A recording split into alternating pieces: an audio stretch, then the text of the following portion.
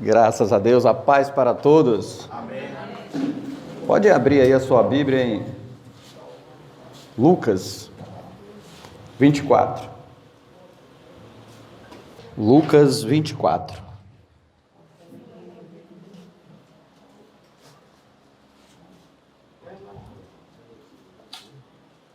Glória a Deus. Acharam?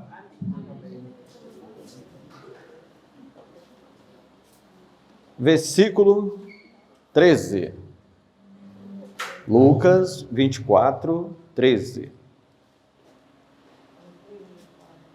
Glória a Deus. Diz assim: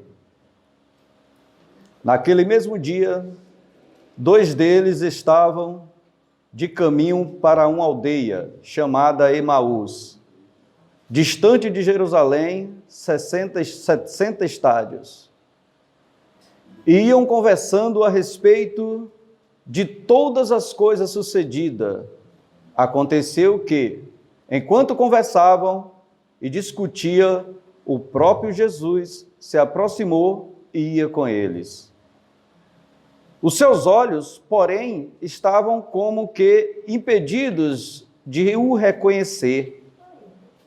Então lhe perguntou Jesus: o que é isso que vós está preocupando e de que ides tratando à medida que caminhas? E eles pararam entristecidos. Um, porém, chamado Cleopas, respondeu dizendo: és tu o único, porventura, que, tendo estado em Jerusalém, ignora as ocorrências destes últimos dias? E ele lhe perguntou: quais? E explicaram o que aconteceu com Jesus, o Nazareno. Era varão profeta, poderoso em obras e palavras diante de Deus e de todo o povo. E como os principais do sacerdote e as nossas autoridades o interrogaram para ser condenado à morte e o crucificaram. Ora, nós esperávamos que ele fosse aquele a quem havia de redimir Israel. Mas depois de tudo isso, é já este o terceiro dia desde que tais coisas aconteceram. É verdade também que algumas mulheres das que conosco estavam nos surpreenderam, tendo ido de madrugada ao túmulo e não achando o corpo de Jesus, voltaram dizendo terem tido uma visão de que anjos, os quais afirmava que ele vive. De fato, alguns dos nossos foram ao sepulcro e verificaram a exatidão do que disseram as mulheres, mas não o viram e nem lhes disse Jesus. E aí Jesus lhes disse: honestos e tardios em coração para crer tudo o que os profetas disseram, porventura não convinha que o Cristo padecesse e entrasse em sua glória? E começou a contar para ele as coisas desde Moisés dos profetas, expondo-lhe que a seu respeito e o que constava em todas a Escritura. Amém? Glória a Deus. Pode sentar em nome de Jesus. Amém? Eu vou aqui tirar o microfone como de costume. Nós lemos um texto distante aqui, Jesus cobrando fé. Não foi isso mesmo? Conta-se a história aí de dois discípulos que já fazia mais ou menos, estava no terceiro dia em que Cristo tinha sido preso, crucificado e já tinha ressuscitado. Amém? Cristo já tinha ressuscitado. Mas os discípulos, todos eles tinham perdido a fé. Todos. Todos os que acreditavam em Cristo, naquele momento em que Cristo foi morto, colocaram no seu coração assim, acabou. Ele morreu, acabou. O que será de nós? Tanto é que esses dois discípulos iam pelo caminho, falando sobre Jesus e pensando: cadê a nossa esperança? Nós achávamos que era ele que ia assumir o reino de Israel, que ia tirar Herodes do trono, ia sentar e ia comandar a nação de Israel. Nós achávamos que era ele, iam triste pelo caminho, e a Bíblia diz que Jesus aproxima-se deles, e quando se aproxima deles, Jesus não deixa eles reconhecer, pelo seu imenso poder, né? Não deixa eles reconhecer, e eles acham que estavam conversando com uma pessoa normal. E quando Jesus se aproxima, fala, eu estou vendo que vocês estão preocupados aí com alguma coisa. O que é que vocês estão preocupados? Você é forasteiro? Você não sabe o que aconteceu nesses últimos 3 dias? Jesus, homem de Deus, aprovado, varão, cheio de sinais e maravilhas, foi crucificado, morreu.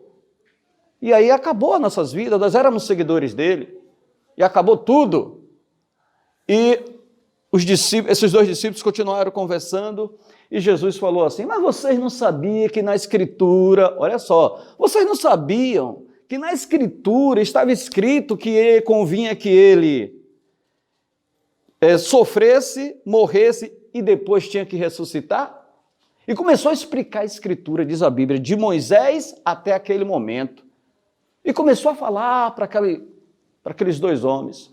E quando chegou numa bifurcação, eles iam entrar e Jesus fez que ia seguir, eles falaram, já é noite, venha ficar com a gente, passa a noite aqui com a gente, amanhã o senhor parte que o caminho é perigoso.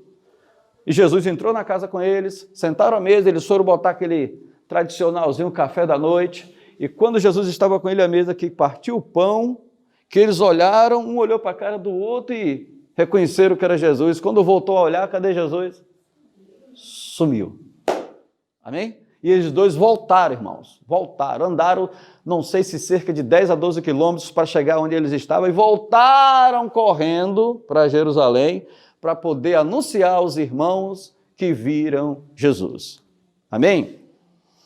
A Maria Madalena e a Maria, olha a prioridade das mulheres aí, ó, foram as primeiras a verem Jesus ressuscitado e a pregar que Jesus ressuscitou. E a pregar para quem? Os discípulos. Chegou lá no salão onde os discípulos estavam reunidos e falou, ele vive, ele ressuscitou. Amém, gente? Então, vamos lá. O que a gente vai entender por esse texto aí? Todos eles, todos os discípulos, a Maria Madalena, até a sua própria mãe, Maria, e todos os discípulos caminharam com Jesus, viram milagres, curas, multiplicação de pães. Os discípulos viram Jesus andar sobre o mar, viram Jesus acalmar a tempestade, a ponto de dizer assim, que homem é esse que até o vento e o mar lhe obedece? A onda jogando o barco para cima, vento, raios, trovões, e ele levanta-se do barco, levanta as mãos ao céu e tudo. É por isso que tem a canção, né? Depois da tempestade, vem a bonança. Aí o mar acalmou. Então, todos eles andaram com Jesus e viram todos esses milagres. Viram cegos de nascença serem curados. Viram coisas maravilhosas. Viram coisas maravilhosas. Mas quando Jesus morreu, todos eles apagaram a fé. E olhe que antes de Jesus morrer, avisou a eles constantemente, eu vou morrer, mas ao 3º dia vou o quê? Ressuscitar. Mas por que não acreditaram que ele ia ressuscitar? Porque depois de ver ele na cruz, cravado, e depois inclinar a cabeça, morrer, sepultar, choraram, entraram em desespero, o próprio Pedro negou, coitado do Pedro, eu acho que depois que ele negou Jesus, todas as madrugadas, quando ele ouvia um galo cantar, acho que ele lembrava. Que sofrimento, hein? Ao ver o galo cantar. Então, todos eles, amados, Jesus avisou antes, eu vou ressuscitar, eu vou morrer, mas ao 3º dia eu vou ressuscitar. Mas por que não creram? Por que não acreditaram nesse milagre? É simples a gente explicar isso aí já já. Jesus, quando ele curou a filha de uma mulher cananeia, ele avisou para os discípulos: eu não vi no meio do meu povo uma fé tamanha a dessa estrangeira. Por isso que a Bíblia diz assim: eu vim para os meus e os meus não me receberam, mas todo aquele que me receber, dou-lhes o poder de ser chamado filho de Deus. Bem-aventurados são aqueles que não viram, mas creram. É o nosso caso, aqui a gente não viu nada do que aconteceu ali, mas a gente crê porque está escrito. Amém? A gente crê, está lá escrito, tá certo? Então Jesus curou a filha daquela mulher e ela acreditou, ela creu. Ela creu em Jesus Cristo. Essa semana aqui, não sei se foi domingo passado, o Anderson contou uma história aqui sobre o equilibrista. Quem se lembra? Quem se lembra da história do equilibrista aqui? Atravessando, foi domingo? Foi domingo. Foi domingo. De uma montanha a outra, não foi isso mesmo? Não contou essa história? Bom, a gente pega a Bíblia aí, lê e aceitamos Jesus. Alguns vieram para Jesus aqui na dor, outros vieram, não sei, foi convidado, chegou aqui, ouviu a palavra entrou, se converteu, né? Que a palavra ela tem um poder de converter a gente a Jesus Cristo. Outros vieram talvez por causa da enfermidade. Cada um às vezes tem seu caso. Eu mesmo vim na dor. Eu vim numa dor que, se eu contar aqui para vocês, foi uma dor tremenda, mas eu vim pela dor. Eu estava lá, eu sabia do Evangelho, sabia do poder de Deus, sabia da grandeza de Deus, mas meu coração estava duro. Aí a dor me trouxe até aqui. Eu olhei para os 4 cantos da terra e disse assim: não tem mais solução para a minha vida, não. Ou é Jesus ou é a morte. Ou eu morro ou Jesus. E aí, como diz o Tales, né? Mas eu escolho Deus, eu escolho ser amigo de Deus. Eu digo: olha, eu vou procurar Jesus, viu? E aí Jesus, de lá para cá, glória a Deus, tem mudado um pouco a minha história. E se não mudou mais, o culpado sou eu. Se Jesus não muda a nossa história, não bote a culpa nele, não. O culpado somos nós. Sabe por quê? Já já a gente vai saber por que o culpado somos nós do que a nossa história não mudou. Anderson contou a história do equilibrista, que de uma montanha a outra, o camarada atravessava em um cabo de aço, era cabo de aço, bem esticado mesmo. E quem já viu ao vivo alguém se equilibrando em alguma coisa assim e passar de um lado a outro? Alguém já assistiu? Já assisti no circo. No circo. E num circo de bairro, não foi nem longe daqui, era um circo que antigamente aqui no bairro Amargo, o camarada, ele era um nalho fino, não era nem um aço, era uma coisa mais fina ainda, parecia um arame, e ele atravessava de um lado a outro. E a gente era garoto, a gente armava uma corda aqui no bairro e ficava tentando atravessar a cada queda que... Aí tentando fazer igual o cara, né?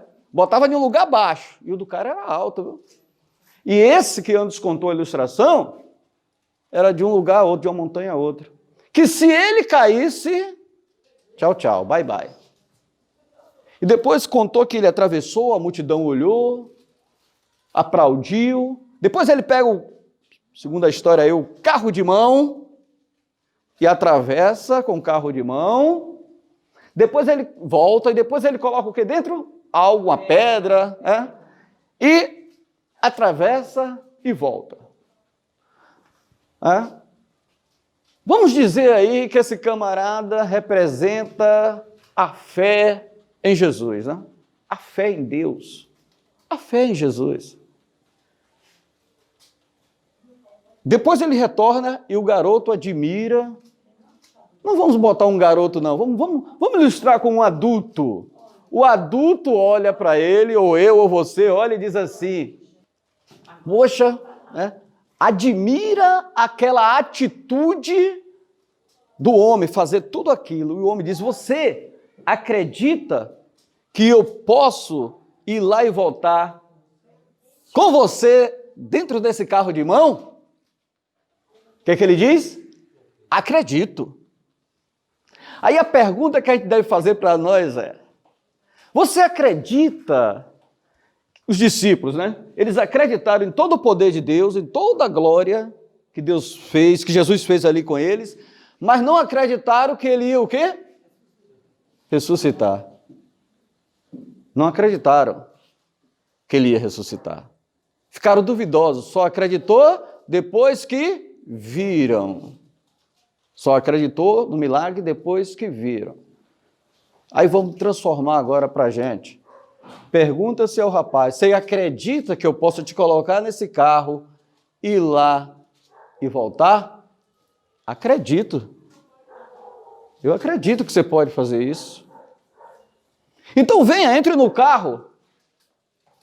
Entre no carro, que eu vou te levar lá e trazer. Bom, acreditar eu acredito. Mas colocar a minha vida nas tuas mãos para atravessar aí, é muito fundo essa queda aí, não dá não. Mas eu acredito que você tem essa capacidade. Gente, vamos olhar agora a Bíblia. Vamos falar de algo agora que não é só você, eu também estou incluído, e acho que talvez o principal, como diz Paulo, né? O principal que não age a nossa fé. A gente não age a nossa fé não, gente. A nossa fé a gente acredita em quê? Na salvação, a gente acredita na vida eterna, é o que mais a gente prega, não é verdade? Jesus vai levar a gente. Aliás, tem uns que até têm dúvida. Quando você pergunta, você é salvo em Cristo Jesus? Eu estou lutando para ver lá, né, quem sabe naquele dia, eu estou me esforçando. Deus é quem sabe. Ou você crê que é salvo, ou não crê. Ou é, ou não é, você tem que crer. Crê no Senhor Jesus e será salvo tu e a tua casa. Enquanto tu não creu, tu não será. Mas depois que tu crê, tu é salvo. Amém, gente? Então a gente é salvo em Cristo Jesus.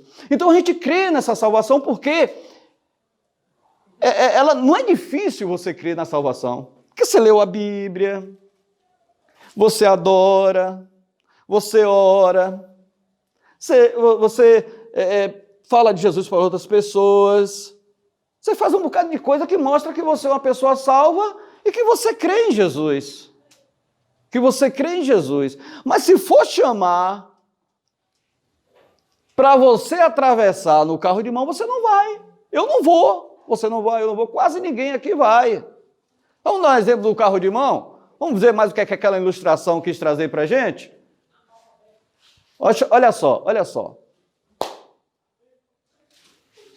Cura. Se eu chegar aqui, suponhamos aqui, o Anderson é uma pessoa que ele vive à base de medicamento.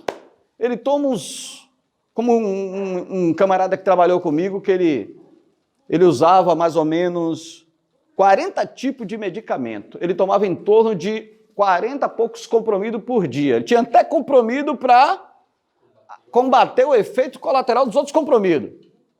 Toda hora ele estava lá trabalhando comigo, um copo de água, o celular despertava ele na lista, esse aqui, ó, aí tomava. Suponhamos que esse camarada fosse Anderson. Fala aí com o Anderson, porque está bem saudável aí, está engordando, né, gente? Suilano está dando algum tempero lá. Falo para Anderson, olha bem, é o carro de mão.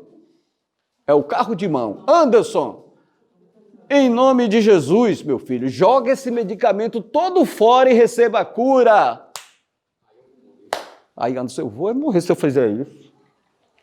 Mas você não crê que Jesus pode lhe curar, não? Creio. Eu creio que o Senhor Jesus pode me curar. Mas confiar minha saúde, a tua palavra, que vai dizer que ele vai me curar? Vai que ele não cura. E se ele não curar? E se eu morrer? E se os efeitos colaterais começarem a aparecer, se largar os comprimidos? Então, nós não temos coragem de entrar no carro de mão de Jesus e atravessar a linha da fé. É verdade ou não é, gente? Estou falando alguma mentira aqui? É verdade, muitos de nós não temos essa coragem. São dependentes mesmo de um medicamento e vai ficar para o resto da vida tomando medicamento e olhe lá se não for aumentando a dose na proporção que vai chegando a idade. Somos dependentes, gente, de medicamentos, das coisas desse mundo. Quer ver uma coisa? Agora eu vou falar de mim, para não dizer assim, Hamilton está falando aqui, mas ele não vive. Realmente, eu não estou vivendo esse tipo de fé, estou sendo sincero com vocês. Quer ver uma coisa? A Bíblia diz assim, ó, quem foi chamado para militar na obra do Senhor, para ministrar na obra do Senhor, para trabalhar na obra do Senhor, não pode o quê? Quem sabe o texto final? Se embaraçar com as coisas desta vida. Quando eu fui chamado para trabalhar na obra, para dirigir a igreja, qual era a minha primeira atitude que eu tinha que tomar? Desembaraçar. Largar a vida profissional e dedicar a obra. E não estar em um trabalho que me prende quase 14 horas por dia. Ainda bem que eu tirei o domingo, né? Há uns 6 anos, tem uns 7 anos já que de 20 anos que é aberto ali, 7 anos eu tirei o domingo, senão eu estava mais preso do que nunca. Então eu não obedeci essa palavra de Deus que diz assim, porque eu não... Eu lembro de antes agora, se eu não tomar o remédio eu vou morrer. Quer dizer, eu não criei que Deus ia suprir as minhas necessidades dirigindo uma igreja com poucos membros. Será que vou ter, ainda pagando aluguel, será que a igreja vai ter condições de me sustentar? Faltou o que em mim? Fé. Faltou eu entrar no carro de mão e atravessar de um lado a outro. Porque eu não creio que Ele pode suprir. Nós não falamos aqui que Ele supre todas as necessidades da gente? A gente não leu o Salmo 23 dizendo, o Senhor é meu pastor e nada me faltará? Por que eu não criei nessa palavra e fui? A gente canta louvores, né, engrandecendo o nome do nosso Deus, falando, mas na hora que Deus chama para confiança nele, a gente diz, não, Senhor, se eu entrar nesse carro de mão, eu posso cair. Eu sei que, olha bem, a coisa que a gente sabe que Ele pode fazer, não é verdade? A gente sabe que Ele pode curar qualquer doença, qualquer enfermidade. A gente sabe que Ele pode fazer qualquer coisa por nós. A gente sabe. Mas a gente não usa a fé, a gente não tem coragem de entrar no carro de mão para passar de um lado a outro. É por isso que a Bíblia diz assim, ó, o reino de Deus é semelhante ao homem que encontrou uma pedra preciosa naquele terreno e ele cala a boca, sabe que ali tem um tesouro, volta, vende tudo que tem e compra aquele terreno porque ali tem um tesouro. Em outras palavras, ele abandona tudo e crê no Senhor Jesus de corpo, alma e espírito. Não deixa nada de fora, tudo eu vou crer no Senhor. Vou colocar a minha vida na mão do Senhor. Eu vou viver na dependência de Deus. Porém, nós somos medrosos. Quer ver outra coisa interessante também da nossa fé? Não vamos muito longe, não. Vamos dar exemplo aqui na nossa congregação. Tá certo? Vamos lá. A gente sabe que Malaquias 3,10 diz o seguinte, trazei todos os dias uma casa do tesouro para que haja manutenção na casa do Senhor. Depois que você trouxer, faça prova de mim se eu não derramar bênçãos sem medida, se eu não abrir janelas no céu e derramar bênçãos sem medida. Não está escrito? Tá ou não está? E por que não acontece na vida de algumas? Ou talvez até na minha e na sua vida? Falta de fé. Isso. Cadê a janela aberta? Cadê a bênção sem medida? Cadê a prova que a gente não tem coragem de fazer? Quer ver uma coisa interessante? A gente sabe o que Ele pode fazer, sabe ou não sabe? A gente sabe.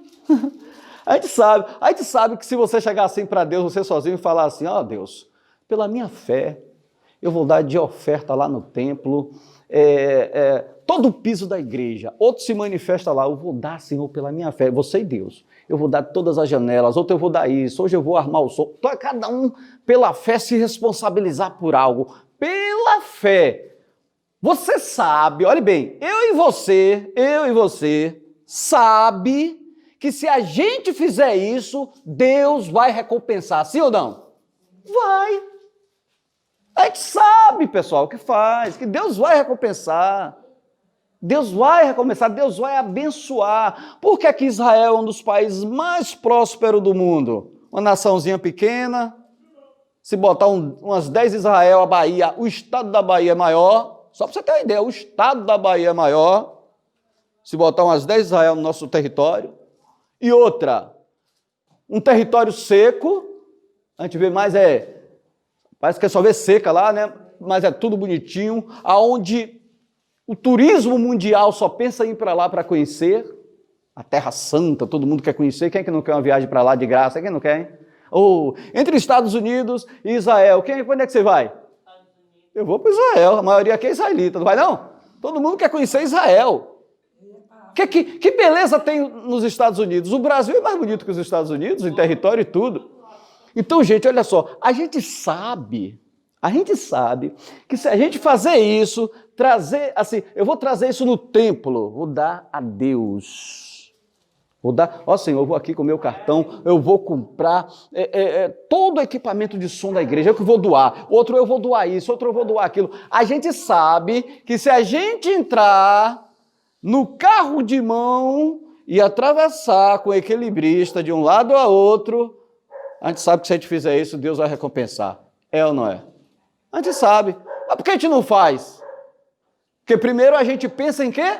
Na nossa situação, no nosso interesse, a gente pensa na prestação do carro, a gente pensa nos nossos cartões que a gente tem que pagar, a gente pensa na nossa manutenção, a gente pensa em tanta coisa que impossibilita a gente de usar o quê?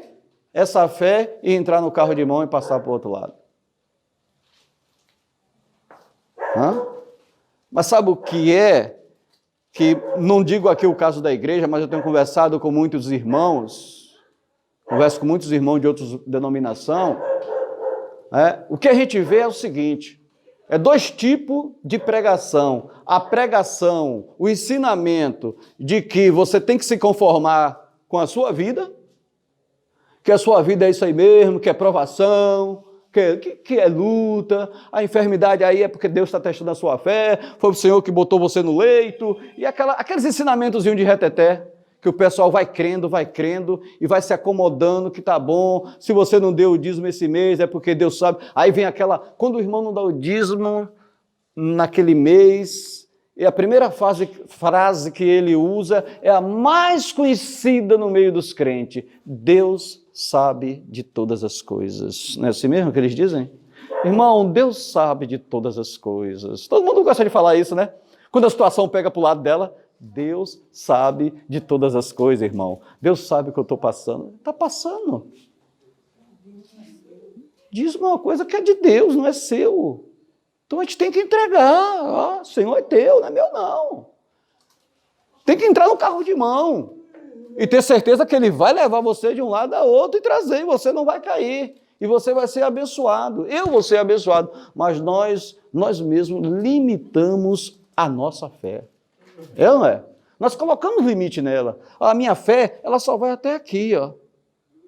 Ela não vai muito além não, crer nisso aí já não está no meu patamar. A minha como é que se diz mesmo, quando a gente já tem uma opinião formada, né? A gente já tem uma opinião formada no nosso coração, na nossa mente, e aí a gente só prega e só ensina aquilo. A gente não vai... Porque fé não se é opinião formada. A fé é uma coisa ilimitada. A fé é uma coisa que vai muito além do que eu e você imagina. A fé... Um pastor hoje, ele estava pregando, ele dizia, a fé do crente ele tem que ser assim, ela não pode descer, ela tem que ser assim em linha. Não, ela tem que ser assim, ó, sem limites. Porque nós temos um Deus ilimitado. Amém? Nós temos um Deus de um poder extremo, de um poder tão grande, mas tão tremendo, que Ele não se limita a gente ficar numa fé.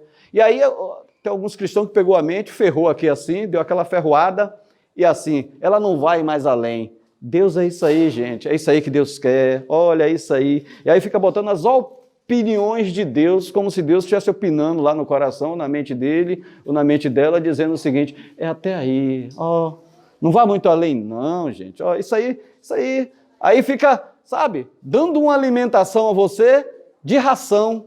O que é alimentação de ração? Só aquela comida todo dia, toda noite e a todo momento. E o crente, ele não come ração. Ele come a comida verdadeira de Deus, uma comida que dá crescimento, que dá desenvolvimento espiritual em todas as áreas da nossa vida, gente. A fé é para ser usada em todas as áreas. E quando a gente descobrir esse tesouro que é a fé, coisas grandiosas e gloriosas, Deus vai fazer. E Davi descobriu logo novo, como o marido falou um pouco aqui sobre Davi. Davi descobriu logo novo. Ele viu o tamanho de gigante, ele disse, assim que eu quero, que ele grande, a pedra está mais fácil de eu acertar nele. Se ele fosse pequenininho, estava um pouco difícil, mas ele é grande, quanto maior o problema, ele enfrentava. E conquistou muitas vitórias, porque confiava em Deus. Como é que um homem sabe que ali tem um batalhão acampado,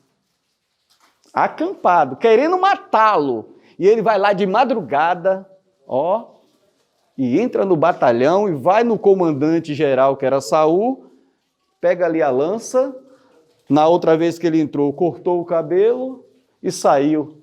E depois grita, Saul, se eu quisesse te matar, tinha te matado. Entrei aí, peguei tu no meio de um batalhão.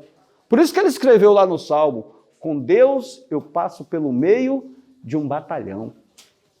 Amém, gente? Ele cantou no Salmo. Isso é fé. Isso é confiar. Isso é atravessar o carro de mão do equilibrista. Amém? A gente sabe, viu?